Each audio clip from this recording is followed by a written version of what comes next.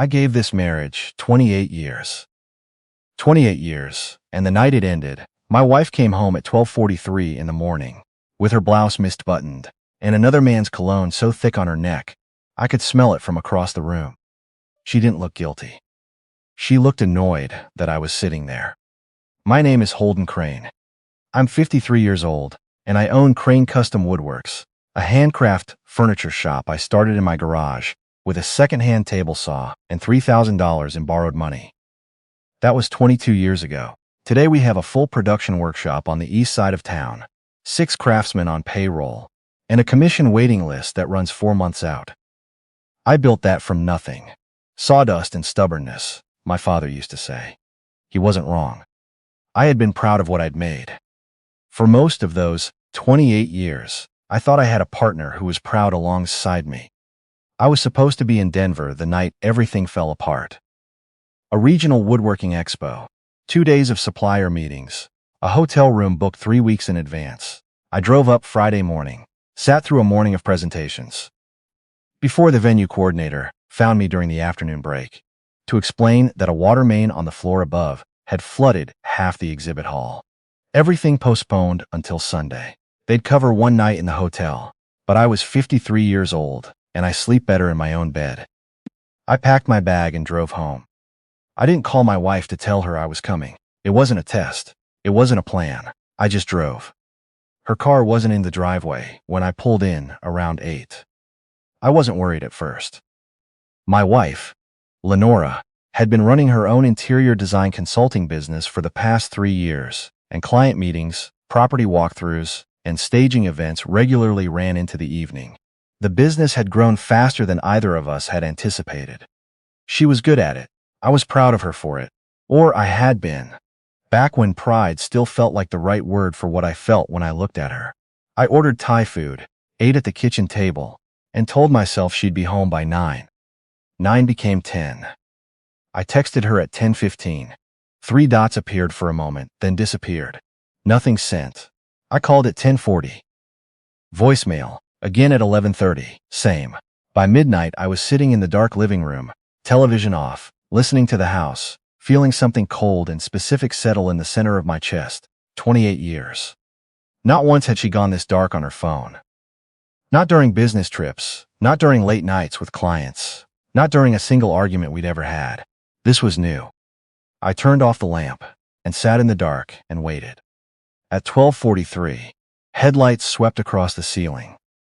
She sat in the driveway for a full 2 minutes before the car door opened.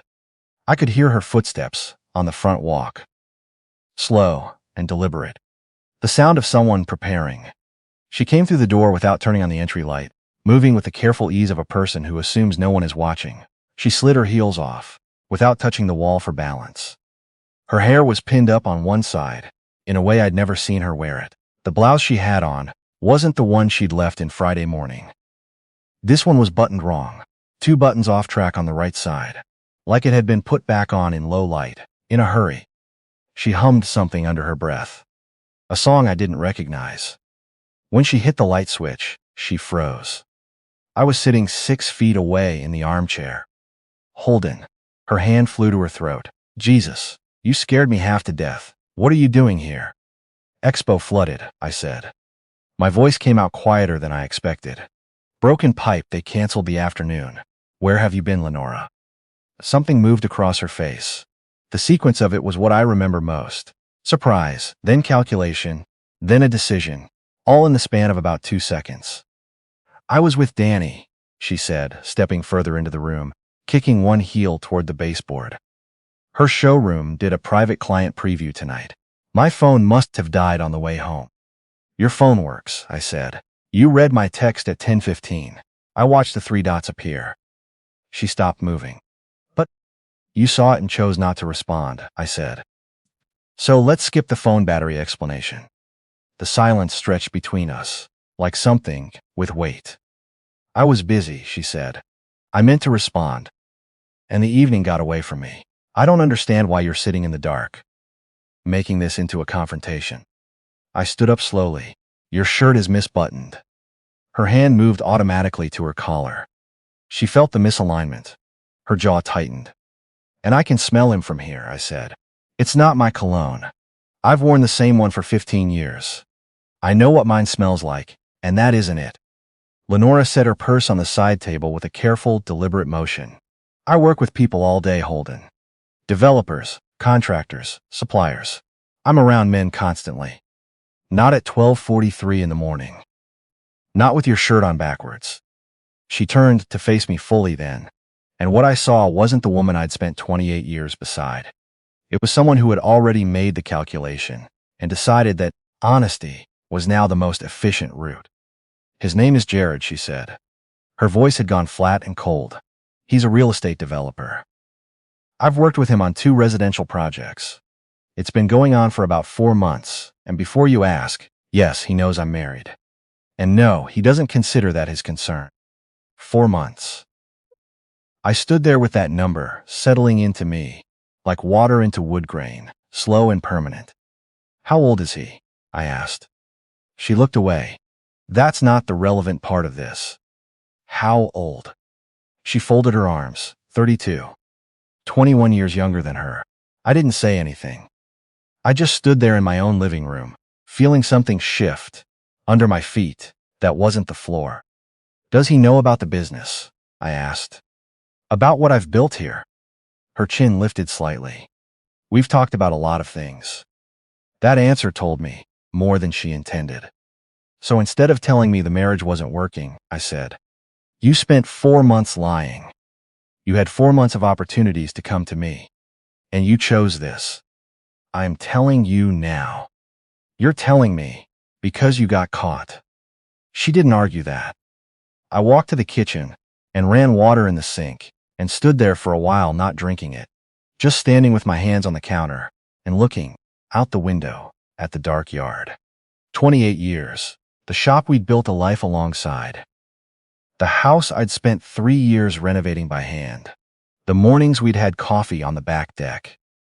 The nights I'd come home late and found her asleep and felt grateful just for the weight of her presence in the next room. All of it had been real to me. I didn't know anymore what it had been to her. I'm sleeping in the guest room tonight, I said. Tomorrow, I'm talking to an attorney. An attorney. She said it like the word surprised her. We're jumping straight to divorce without even a conversation? We're having a conversation right now. You know that I built my client network through your referrals, she said. Her voice had shifted again. Gone careful in a way that made the back of my neck tighten. Through your business relationships. If this becomes adversarial, I want you to understand what that means for both of us professionally. I looked at her for a long moment. Is that a threat, Lenora? She looked away. It's a reality. I didn't sleep. I went to the workshop at 5:30 in the morning and ran a hand plane over a piece of quarter-sawn white oak until the surface was clean enough to see my reflection in. The rhythmic precision of it had always been the thing that cleared my head. The way good work demands your full attention and leaves no room for the noise. By 7 o'clock, I had a plan. I called Fred Eckhart on Monday morning. Fred was a family and business law attorney who had handled contracts for Crane Custom for 12 years. I trusted him the way you trust a person who has proven, repeatedly, that they operate in a straight line. I hadn't thought about the prenuptial agreement in years. We'd signed it before the wedding, at the recommendation of both our fathers. Back when neither of us had much. Back when it felt like a precaution, so remote from our actual lives that it was almost a joke. I had kept it in the fireproof lockbox in the workshop office for 28 years without opening it. Fred read it over that afternoon and told me it was solid. My business predated the marriage and was fully protected. Lenora's design studio, started 3 years into the divorce filing window, was a marital asset, but that cut both ways. Fred laid out what I needed to do. Document everything, secure the business, hold position in the house, and above all, don't show my hand about the prenup until he told me to. 3 days after that meeting, I got a call from a number I didn't recognize. The woman's name was Dawn. She was a project coordinator at Lenora's design studio, had been for a year and a half. And she'd gotten my number through a vendor who had a long relationship with Crane Custom. She sounded nervous, but purposeful. The way people sound when they've already decided to do something difficult and are past the point of second guessing. We met at a coffee shop 40 minutes outside town. She was young, mid-20s, sitting with her hands wrapped around a mug she wasn't touching. She told me she'd been watching at the studio shift over the past several months. Jared had gone from being a client to a near-constant presence. Billing had started going sideways on projects she could track, and 6 weeks ago, she had noticed that 3 of the studio's highest-value vendor contracts had been quietly transferred to a business entity she couldn't find in any standard filing. She slid a manila folder across the table. Inside were printed bank statements, an LLC registration filed in Nevada 4 months prior, and an email she'd recovered from a deleted folder on Lenora's work laptop. The email was from Jared. The language was direct. Before any next steps, he wrote, Lenora needed to move her controllable assets somewhere they couldn't be reached in a settlement proceeding. He used the phrase, clean extraction. He laid it out like a business strategy. I set the paper down. Why are you doing this? I asked. Dawn looked at her mug for a moment. My dad went through something similar when I was in college. His second wife restructured everything through a friend's company before filing, claimed she had almost no income. It took him years to get anything close to fair, and the fight wore him down in ways that lasted longer than the money. He was a different person after. She looked up. Also, Lenora isn't who she presents herself as. She takes credit for work her staff does. She treats people as though they're interchangeable. I've been planning to leave anyway. I didn't want to leave without doing this first. I thanked her. The word felt insufficient, so I said it twice. I called Fred from the parking lot. We brought in a forensic accountant. Within 4 days, she had traced the Shell LLC, identified the invoicing irregularities, and located a storage unit in Lenora's name that held furniture pieces that should have been on the studio's books. The picture that assembled itself was not a woman who had fallen into an affair and wanted out of a marriage. It was a woman who had been systematically preparing her exit for months, moving assets ahead of any legal proceeding, and doing it alongside the man she was sleeping with. Jared had coached her on it. I went home that evening and found Lenora in the kitchen with a glass of wine and a softened expression I hadn't seen from her in weeks. I've been thinking, she said, when I sat down. Maybe we moved too quickly toward the legal route. We've been together a long time. Maybe we owe it to that to at least try counseling or a structured separation. See if there's anything worth saving. I looked at her. What happened? I asked. Did Jared pump the brakes? Her expression shifted. What do you mean? I mean that I've spent the past 10 days doing my homework, I said. I know about the LLC in Nevada. I know about the 3 vendor contracts that were transferred out of the studio. I know about the storage unit on Millard Road and what's in it. And I've read the email. All the color left her face at once. The prenup you signed in 1997 is valid and enforceable, I continued. Fred confirmed it.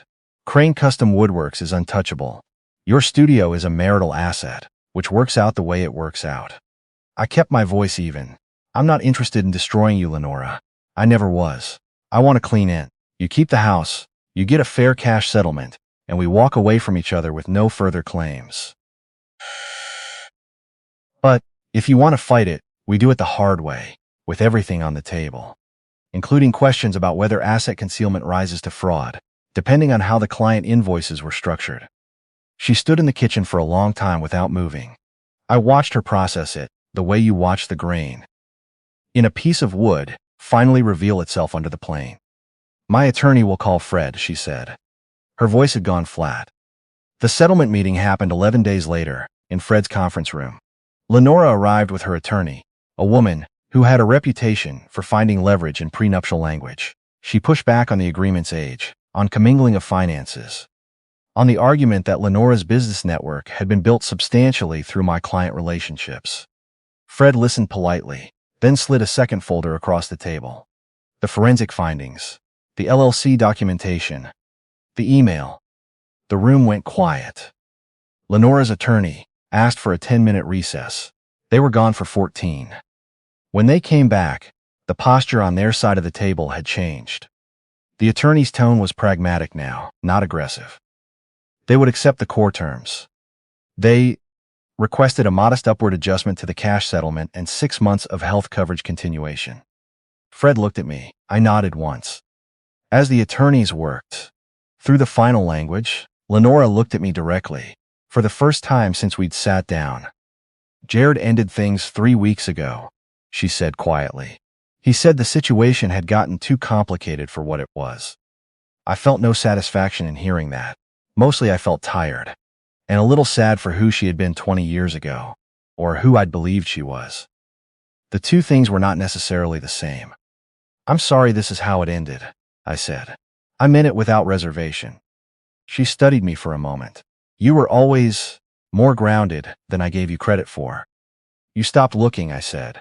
Not unkindly, just honestly. She gathered her coat and walked out without looking back.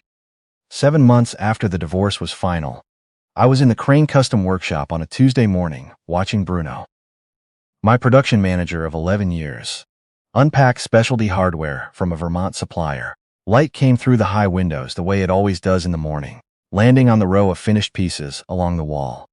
Dining tables, chairs, a custom headboard. In figured maple, each one hand-built. Each one with the particular satisfaction of a thing made right. The Whitaker Resort Group confirmed, Bruno said, setting down his pry bar. Lobby and common room furnishings, 14 pieces. It's the biggest commercial commission we've ever taken. I ran a hand along the edge of the nearest table. The grain was straight and clean and true. Pull the team together this afternoon, I said. We'll walk through the timeline and figure out what we need. Bruno paused before heading to the back. You doing okay? Since everything's settled? Better, I said. And that was simply true. Dawn had come on with us 6 months earlier, managing client communications and project coordination. She brought the same quiet competence she'd shown sitting across from me in that coffee shop. A way of handling complexity without amplifying it that turned out to be genuinely rare. The referral network had held. The commercial accounts had grown. The business I'd built with my hands, through 2 decades of early mornings and late nights, had come through the worst year of my personal life, without losing a single major client. I heard about Lenora through mutual acquaintances occasionally. She had sold the house, moved to Scottsdale to work with a boutique design firm. Lenora Crane Design had been dissolved. The Nevada LLC had been wound down as part of the settlement proceedings. Jared, from what I gathered, had moved on to a new project with a new collaborator. I felt nothing about that, except a kind of distant recognition that some people move through other people's lives the way a hand moves through water, disturbing everything while it's there, leaving no trace of themselves when it's gone. One afternoon in the fall, I ran into Jared in a hardware store parking lot. I recognized him from a photo Dawn had shown me months earlier. Tall, younger than I'd imagined, carrying the kind of surface confidence that looks like depth until you've seen it buckle. He recognized me too. I saw it in the way he slowed and then recalibrated, the way his eyes flicked to the side. I said nothing. I held his gaze for a moment. He looked away first. That was sufficient. 18 months after the divorce, Crane Custom was selected to exhibit at the Rocky Mountain Craft Furniture Showcase in Denver, the largest regional industry event I'd ever been invited to. I stood in our booth on the first morning, watching people move through the space, watching them stop at a walnut credenza. Bruno and I had built over 6 weeks, running their hands along the top edge the way people do when they feel something made with actual care. A man in his late 60s paused beside me. He owned a group of mountain resort properties, he said, and had been looking for someone to handle a complete furniture redesign across 5 locations. We talked for 40 minutes. By the end of the conversation, he'd asked for a formal proposal. I called Bruno that evening from the hotel. That's the one, Bruno said when I told him. Yeah, I said. It is. I flew home the next morning and drove to the workshop before going anywhere else. I walked the floor for a while, touching things, the timber rack, the workbenches. The tools hung in their places on the wall. 22 years of work, and it had all held. 2 years after the night, I drove home from Denver and sat in the dark, Waiting, I rented a cabin for a week in the mountains north of town. I brought timber samples, a sketch pad, and enough solitude to actually hear myself think. The property sat on a lake. In the mornings, the water was perfectly still, holding the light the way good things hold things, without effort, without announcement. I was 55 years old. The business was the strongest it had ever been. 16 employees, a new commercial line, a 6-month commission backlog, and a direction that genuinely excited me for the first time in years. I had moved out of the house, without grief, into a smaller place with a proper workshop attached, and discovered in the process that I had been maintaining the shape of a life for longer than the substance had actually been there. The night I came home, early from Denver, I thought I was returning to my ordinary life. What I found instead was the truth of it, not comfortable, not chosen, but true. And I had learned, over the years of work that followed, what my father had been trying to tell me all along about the things you build with your hands. That truth is the only material that holds under real weight. Everything else cracks. Everything else eventually gives. I stood at the water's edge as the mist lifted off the lake and the sun cleared the ridge, and I thought about the sketch pad open on the cabin table. The new line I'd been designing for 2 years, traditional joinery, sustainable sourcing, something I was genuinely proud of in the way you're only proud of work that started from an honest place. Crane Custom Woodworks had survived everything the past 2 years had brought. So had I, more than survived. I had come through it knowing exactly who I was, what I had built, and what I intended to build next. Standing at the water's edge in the early morning light, with the clarity that only arrives after the storm has fully passed. That knowledge felt like the most solid thing I had ever held in my hands.